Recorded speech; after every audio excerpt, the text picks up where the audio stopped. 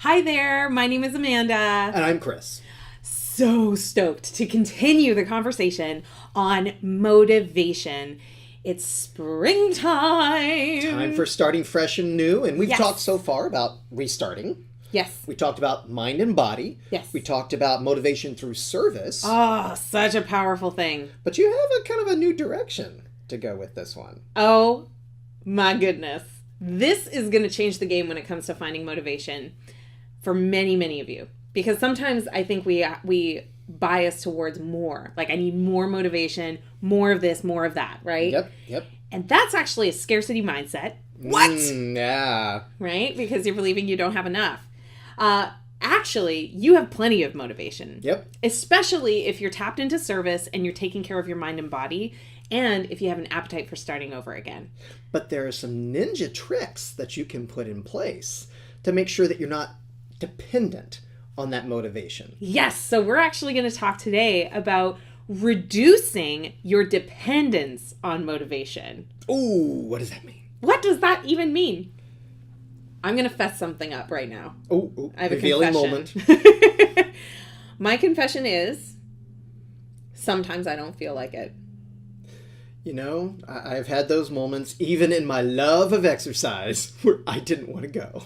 It's so true. It just comes up sometimes that you just don't feel like it. I don't feel like checking my email. I don't feel like engaging with this course content, or I don't feel like checking my Facebooks. The kids woke up several times in the night. Now I'm tired and I just don't want to go do things. Exactly. I really appreciated early in my personal development researching days back when I read all the books and all that kind of thing. I still read the She books. still reads all the books.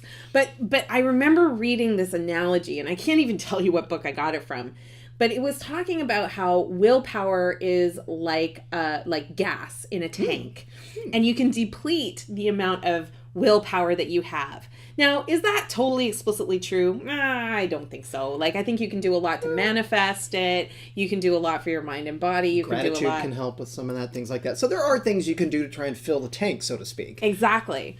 But it really introduced this idea of like, well, what if I didn't need gas? Ooh. What if I don't need that motivation because stuff is happening magically? There you go. Right? So I want to talk to you today about reducing your dependence on motivation. And there's really some primary ways that you can do this. The first thing is to just don't do it. Just don't do what? Whatever it is that requires your motivation. Oh, okay. So if you find yourself having to motivate yourself to do something, maybe that's not something you should do. Ask the question, right? I'm not saying that you don't have to do the thing, but I am saying that sometimes we don't question why we're doing something. So, if it's just total drudgery, then ask yourself, like, why am I doing this? Even if it's in service of other people, sometimes there's other ways to get the job done, right? Absolutely. So just be really strategic about where you're putting that motivation energy. So the first thing is just delete it, get rid of it. Absolutely. Now, another way that you can get around that is by setting up processes that continue to work for you even when you're not motivated to do something. I love this one. This is something you are a true ninja master at. Ninja. So I freak out and love automation. Like, She's good at it. I love it so much. Oh, yeah. And I was joking with some of our students just yesterday about how I'm the one weirdo that has like 3 different scheduling softwares because I like the specific automated features of one but not the other one. And yeah, so I get really immersed in automation, sometimes even to my detriment. Sometimes it can work against you. Right? But for the most part, what I love about it is that things be happening without my involvement. That's right. So, for example, when you enroll in one of our programs, it's a matter of a couple of keystrokes to get you going. Yeah. And that few sets of keystrokes will send the emails that need to be sent, give you access to the systems that need to be access granted to. It'll send you informative emails that have all the details about what you need to do, all the links, all the things. It's all automated. And it's all automated. So I don't have to remember to do it.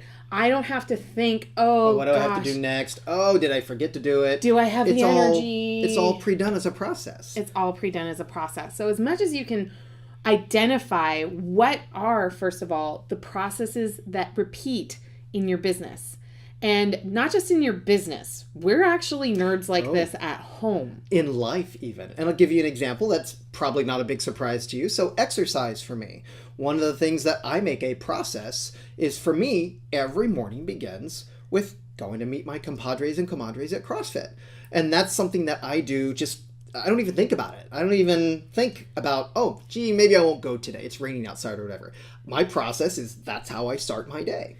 Date night is a process at our house. Oh, yeah. Absolutely. So, and we do it as a routine. So what makes a process, right? A process has repeatable steps that you just do the same over and over and over again. And you don't have to think about it. And you can even automate some processes, like how we pay our nannies. It's actually automated. We have an automated service that does it so that we don't have to think about it. Same with like paying our bills. Same with getting our what's that grass called? Lawn mowed. Well, you could think of a process kind of like a habit. A habit is something that you do regularly without really thinking that much about it per se. Maybe it's even not even taking up your attention. It's just something you do regularly. I do not have to find motivation to mow our lawns. That's true. There's a process for that. There's a process for that. Yes. And like our regular sitters for date nights, she knows when we need her, right? So that every just Friday, happens. Every Sunday. Same with vacuuming. I don't have to find the motivation to vacuum. So there's a second thing here. It's not just having the process, but also enrolling a team. You're not in a journey alone unless you choose to be on your own. There are ways you can find support in some way, shape, or form. It doesn't always have to be the way we've described it, but there may be ways unique to you, for example, that would help you in your small little ways get more efficient processes. And can I confess something again? Oh, please do. I love confession moments. So my confession is that even when I have team, sometimes I kind of take on this martyr thing where I tell myself, well, if you were just more motivated, then you would just get this thing done. Instead of slowing down and asking myself the question, what can I delegate? How could I make this something that other people are doing for me so that I don't have to do all the work all the time personally? There's no special badge if you do it all yourself. If you enjoy it, well then great, that's a reward for you. But if it's something that's not really motivating per se, and it's something that you can processize, by all means, is that a word, processize? It is now. It is now. Yeah. Then do it by all means. And then take back that time to spend in things that are more motivating to you. Yes, absolutely. Motivation, I think about that as like this fire, this spark that you have. And wouldn't it make more sense to just divert that spark, that energy towards the things that you uniquely can do, that you have purpose and alignment to, that are going to make a positive contribution to the world, versus the guilt trip of not doing the things you really hate. I didn't do the laundry again. Oh, I didn't fold all the clothes again. I suck. Oh, I didn't mow the lawn, or I didn't pay the bill on time, or whatever. Those are all examples of things that, at least in my case, those suck my energy down. But if there's some things that I really love, my gift to the world, that's where I want to put my time. So useful. So the other thing in terms of reducing your dependence on needing to manifest that motivation is there are things you can do about how you streamline your schedule and your environment to reduce the amount of friction. I think of clutter in your schedule, in your focus, and in your environment as being like friction in the energy that you're bringing to whatever it is that you're doing. Is anybody dealing like that in their life, I wonder? Maybe clutter at home, that might be a really good example. And we were talking about spring renewal and restarting and so forth. One of the things we did recently is I just kind of got really motivated to get a lot of the clutter out of our life at home and clear out some things that were just kind of in the way and we weren't using. And that reduced a lot of the friction in the household. We saw it just over the weekend. Everybody seemed to enjoy hanging out together and feeling more chilled and relaxed because there was not stuff in the way now. Exactly. And then it was easier to have motivation on demand. Yeah, it actually made it more fun to do stuff. So when you're thinking about motivation and really tapping into that next level, think about where you can take the requirement for having motivation out of the picture altogether. Man, I hope you found that this was a good episode for you to get motivated, get going, and spring into action. And don't forget to share it with your friends. Oh, yeah. Right? The ones that are maybe constantly trying to drive and pour gas on the engine. Drive themselves harder. Pour gas on an engine. I'm sorry. I'm a chemical engineer. I can't even begin to tell you what was so Safety wrong problem with that one. That was bad. But my point is, sometimes you don't need more gas. Sometimes you need to have less things that you're diverting your energy toward. That's right. Mm-hmm. Put a process in place.